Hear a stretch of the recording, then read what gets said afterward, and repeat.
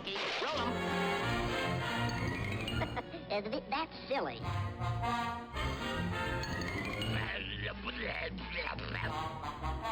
Shoot him now! Shoot him now! I gotcha!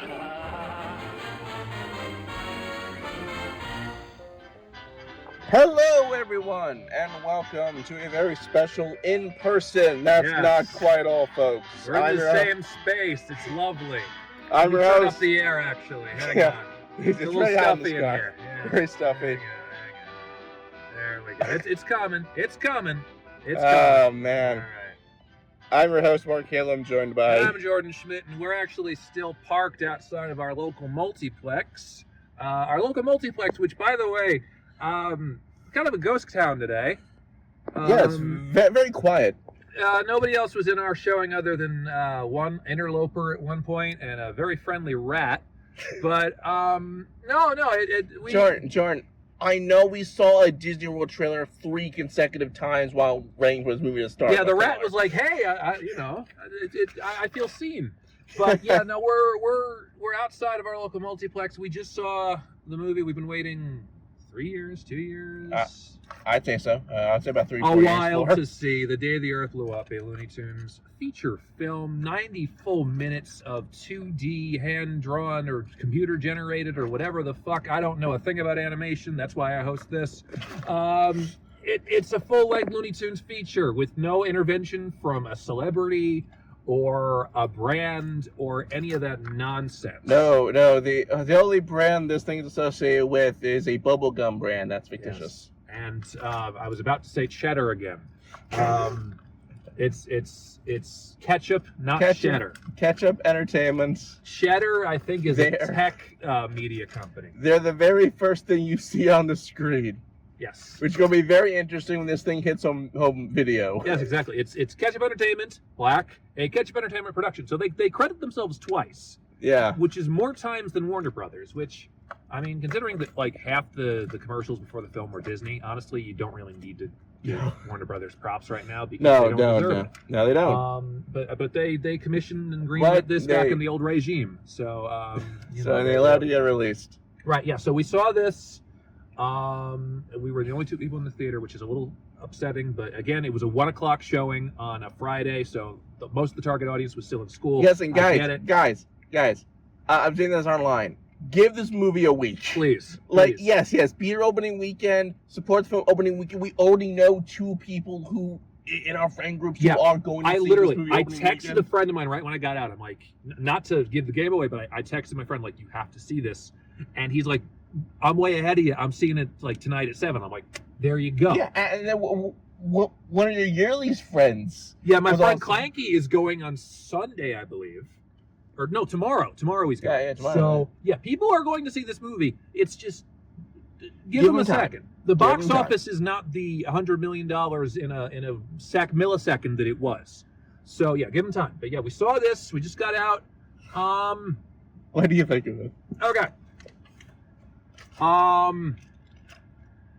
Where do I even begin?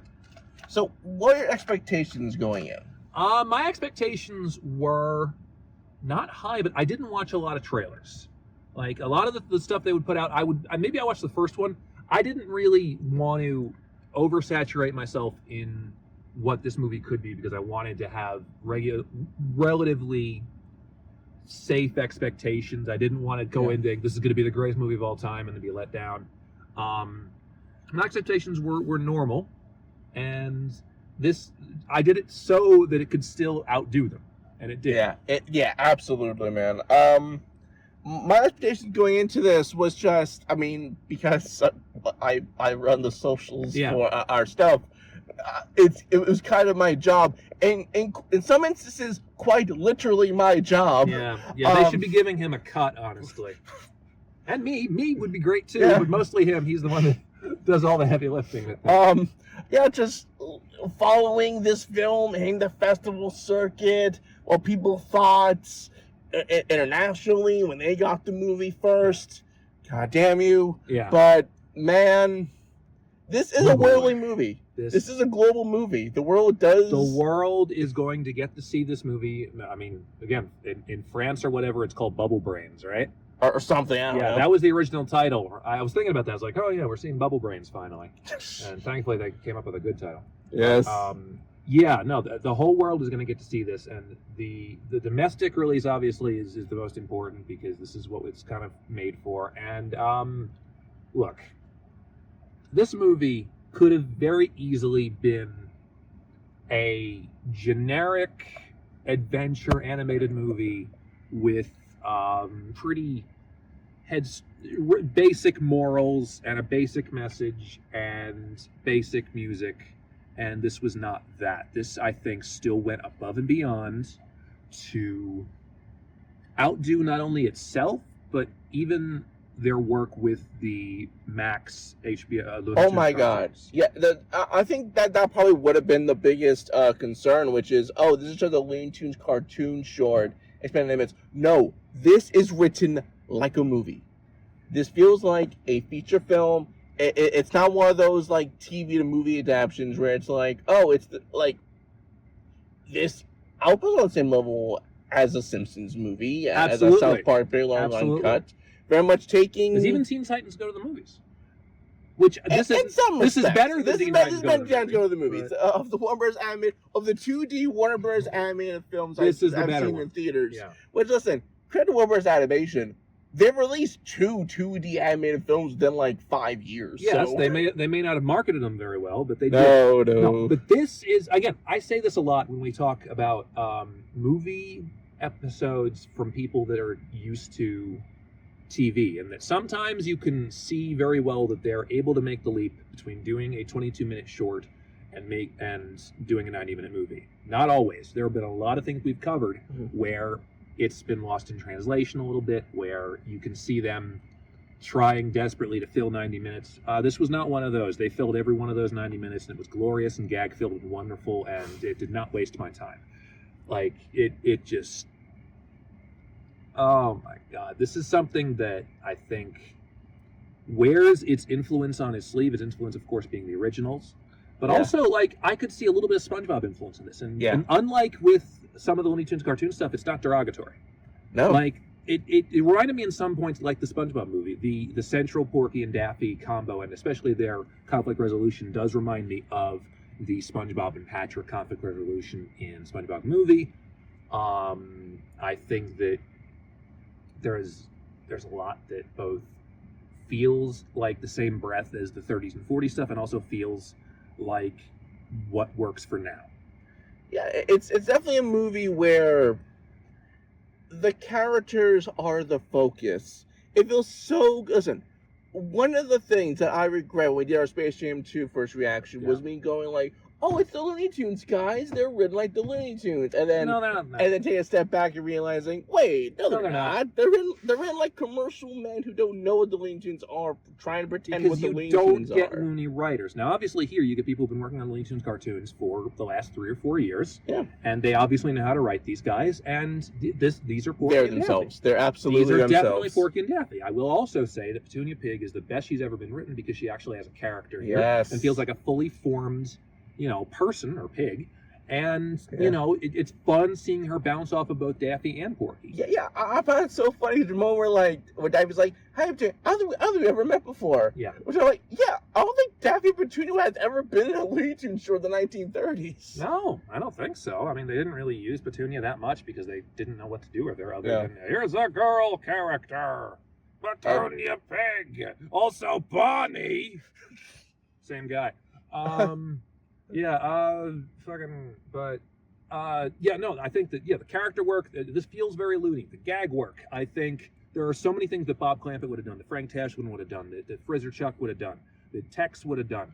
There's stuff that, makes sense for gag work for 1940s cartoons and makes sense for gag work now. It's a very Looney feeling movie. It is, yeah. It references the fact that sometimes the expectation is for them to sort of fall in line, but sometimes they need to know when to be Looney. That's one of the main things. That's one of the lessons of this. One of the best lessons of the movie is remember to be Looney.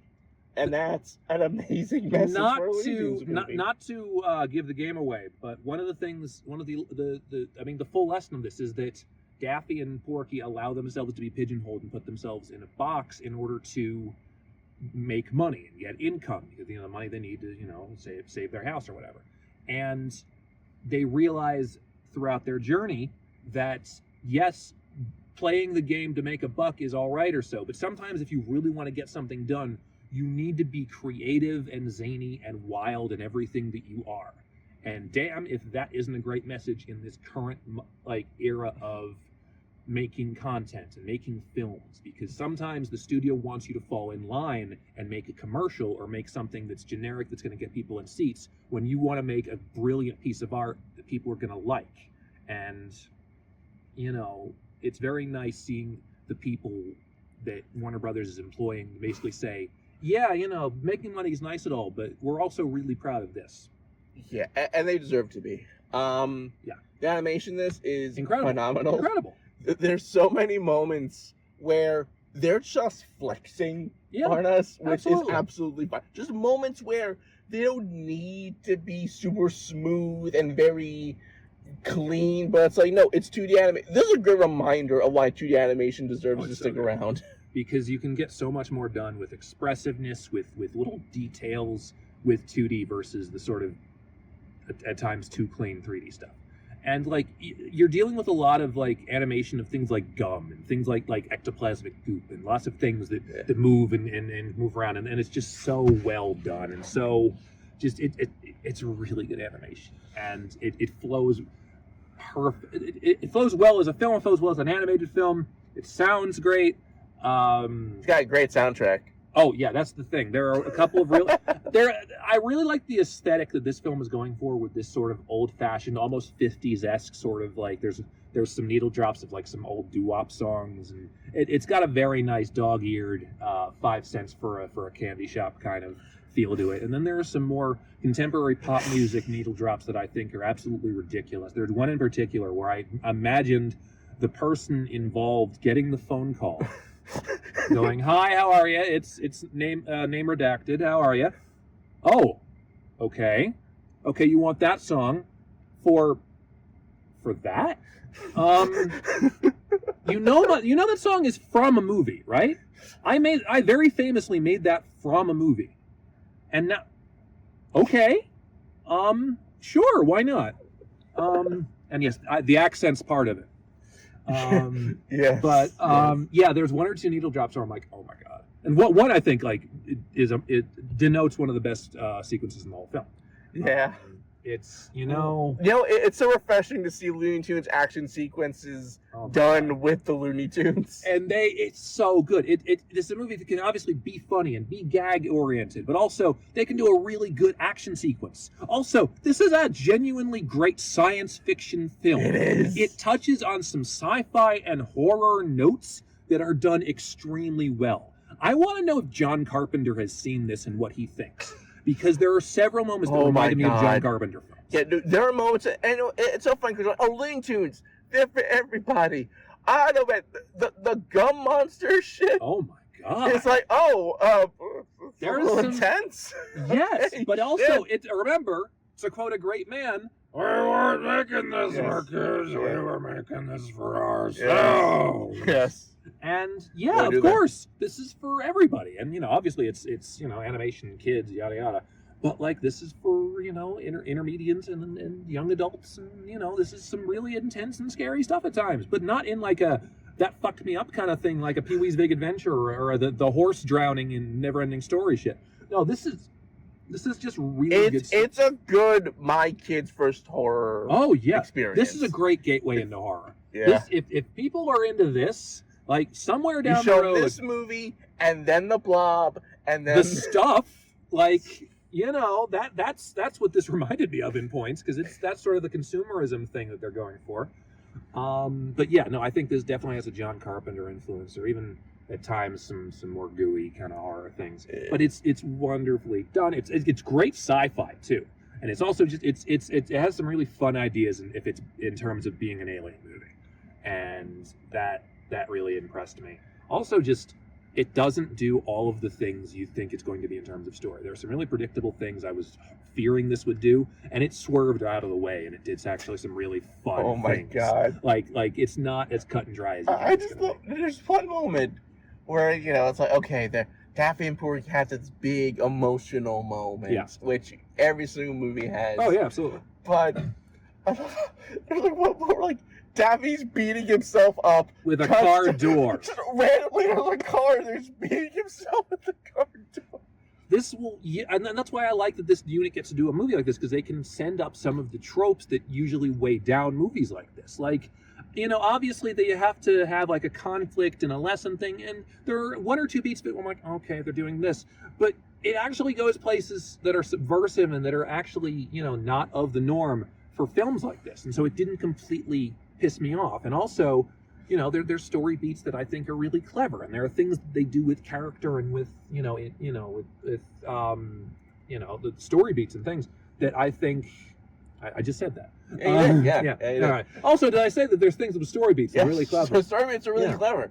Lots of funny story beats. Yeah. Also, just a quick shout out. Tony Bancroft worked on Emperor's New Groove. Did Kronk in Emperor's New Groove. Yeah. It's great. So the villain of this movie, Yeah. gave me total Yzma. Yzma vibes. Oh my God. So Yzma vibes. Eartha Kitt would have fucking loved this Oh character. my God. It's very much a very evil character, but in the grand Looney Tunes tradition is not very intimidating because he keeps doing like very funny and embarrassing things.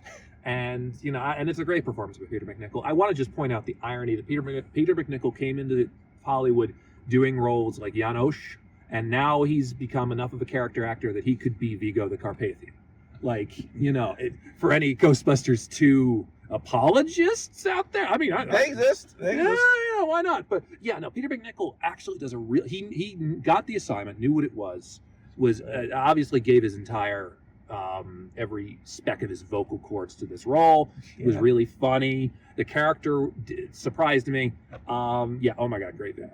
Yeah. I love it. So Eric Bauza as Daffy and Porky. Eric Bauza is Daffy. Obviously, that's one of his flagship characters. Incredible. Eric Bauza is Porky. Grew on me as the film went on.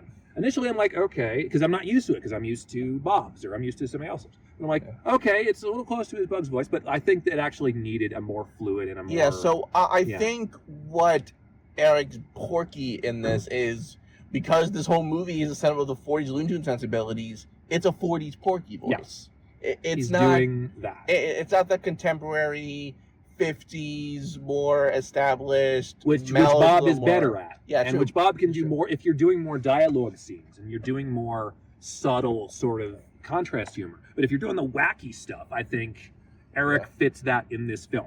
And I think that it's a really good fit. But yeah, no, his Daffy and Porky are great. Also, Candy Milo as Petunia, I think, is one of the best vocal performances in this. I want to make that very clear. Yeah. You know, that fit the character perfectly, and I want to see that character in more Yeah. things.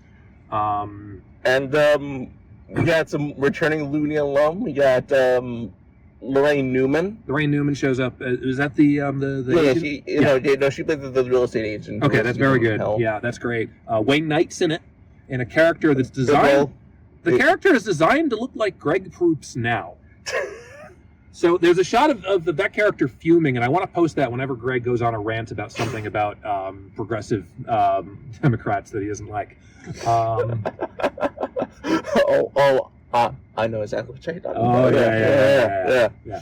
Oh, man. No, Wayne Knight doing a more subtle character than usual for those sort of productions. Yeah. But no, it was great to hear him. You got one or two other. Fred Tatasciore is in it. There's a couple of auxiliary voices. That's very nice.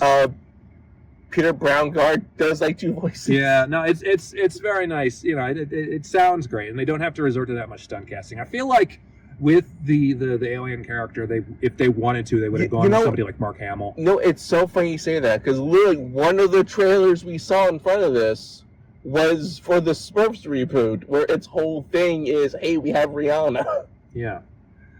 and all these other celebrities are like, you know, the fucking. Oh yeah, we also got a trailer for Angel that's Studios. Oh, King of Kings, which is their animated story of Jesus, narrated by Ken Branagh as Charles Dickens.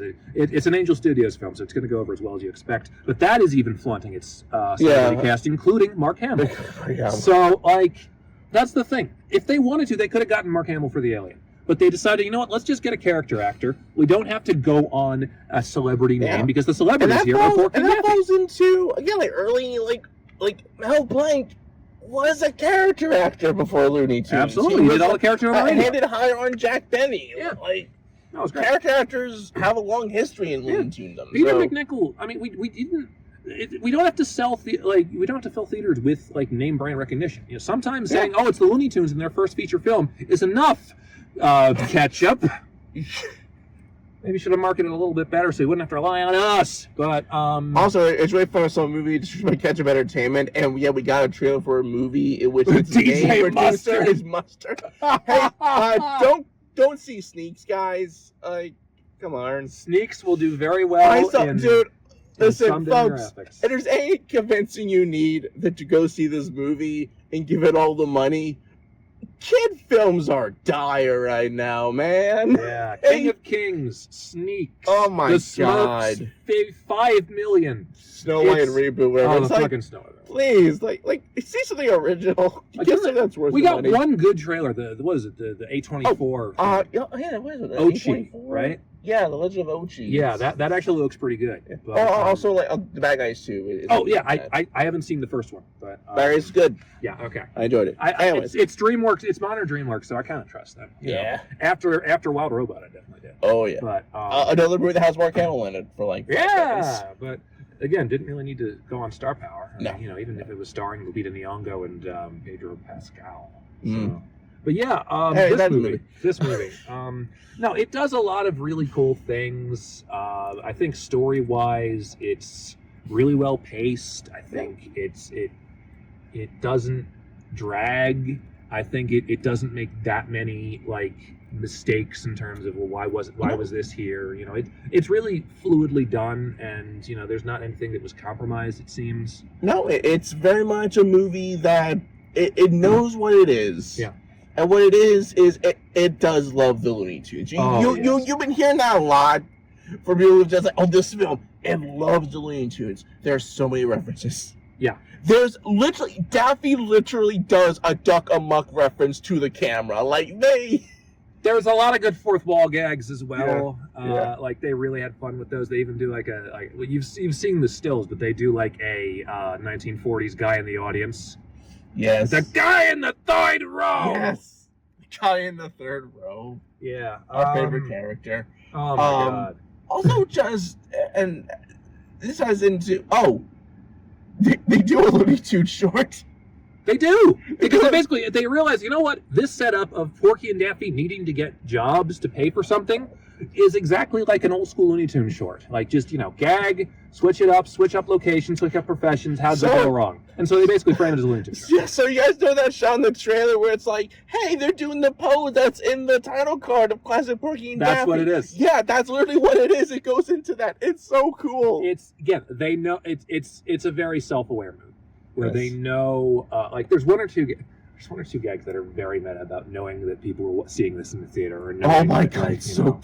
There's a really good meta gags. News crawl. Listen, it's a real thought.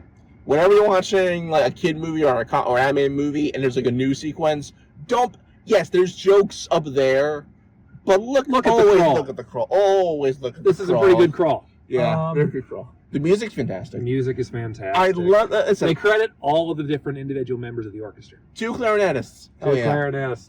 And a whistler. Yeah. Also, I just, again, when I saw the trailer for this, I heard the big epic, like, Looney Tunes, like, merry-go-round broke down, epic. And then you watch the movie, and they played with all the Looney Tunes. I think there was even, like, a little Seven Arts theme.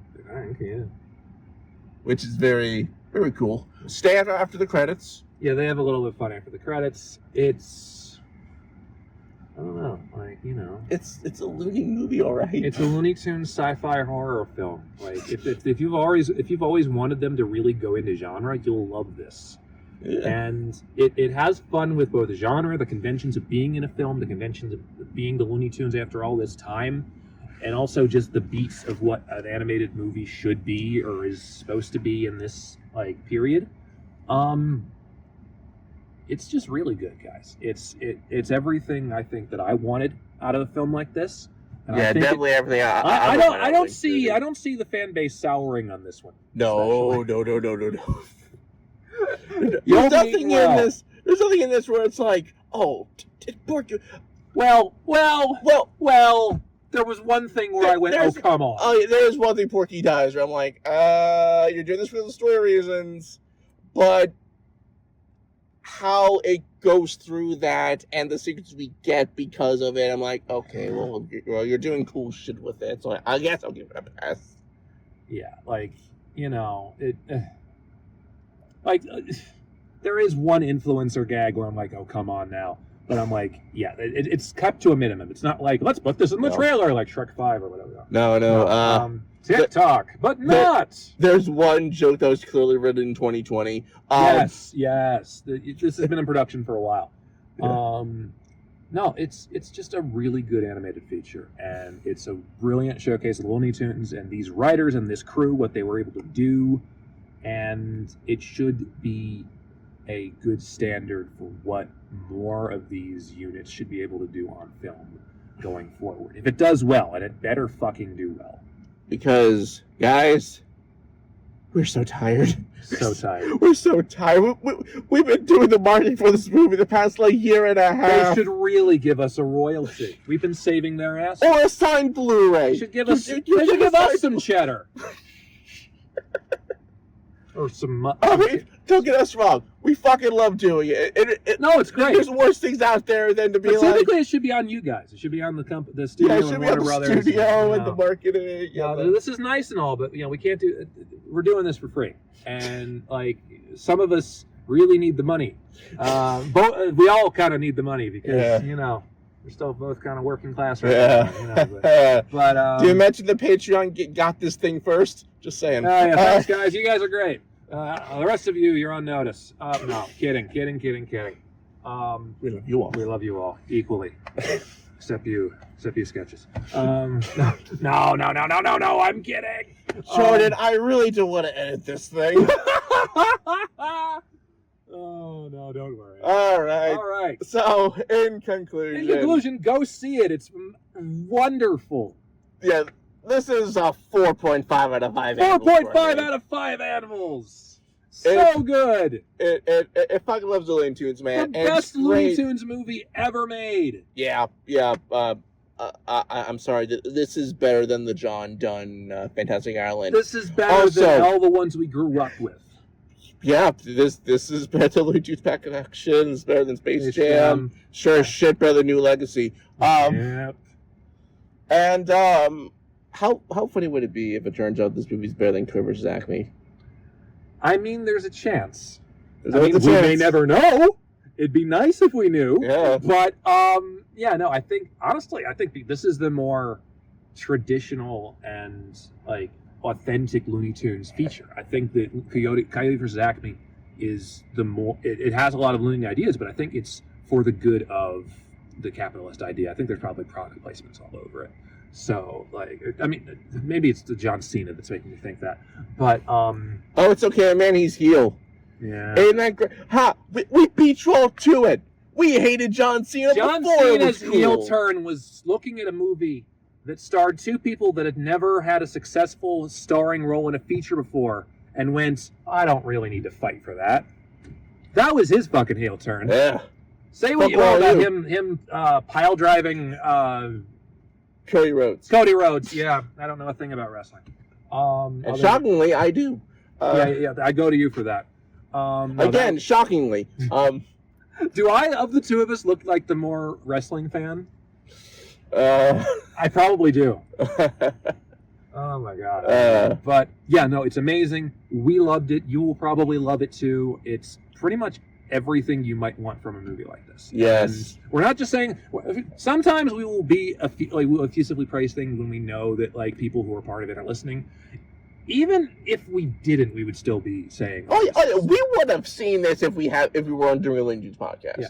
We absolutely would. If we weren't if we didn't have Eric Bauza eyeing our Instagram story, or we didn't have Candy Milo liking some of our stuff, or we didn't have some of these guys aware of our existence, which, yeah, that's a reality. You talk about the Looney Tunes, they hear about you. So, even if we didn't have that factor, we would still adore this movie and say it from the top of our lungs. Yeah. Because we want more things like it. And I know, obviously, that's not in the hands of the people making them. It's obviously in the studio's hands. But this is a real success, and there should be more things like it. And anyone with money that can make that happen should.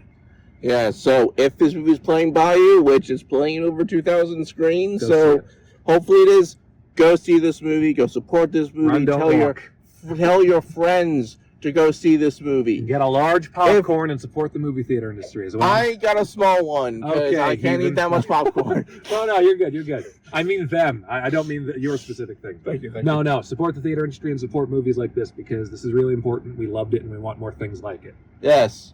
Also, for some reason, you're like a YouTuber who has like very high influence doing movie reviews. Also, spread the word out about it. Absolutely, you should do that. That'd be really nice. Give back to the community. Yes. No, we loved it, and I can't wait for the next time I get to watch it. Yes, yes. I didn't exactly say that about Space Jam: A New Legacy, but I'm saying it about this. I'm like, the rewatch value is going to be incredible. Oh my god! I will be watching this for the rest of my life, and I'll be showing my kids. Please, but as soon as Warner Home Media releases the 4K, I am there. Oh boy! I mean, it's made to be seen on the biggest screen imaginable. It absolutely is. Media won't hurt either. All right, guys. My God. So, yeah. That's our first reaction to the day the Earth blew up a Looney Tunes story. Thank you so much for listening. Until next time, I'm Mark. And I'm Jordan, and don't be afraid to speed at the speed of sound, get a fucking boba, and watch The Day the Earth Blew Up, a Looney Tunes picture. In theaters now! Go do it! We command you to! Do it! Do it! Do it! It's your duty as a Looney Tunes fan. It's so good! What the hell are you doing listening to us talk about it? You go to the theater and see it! Put down the phone and go! Go!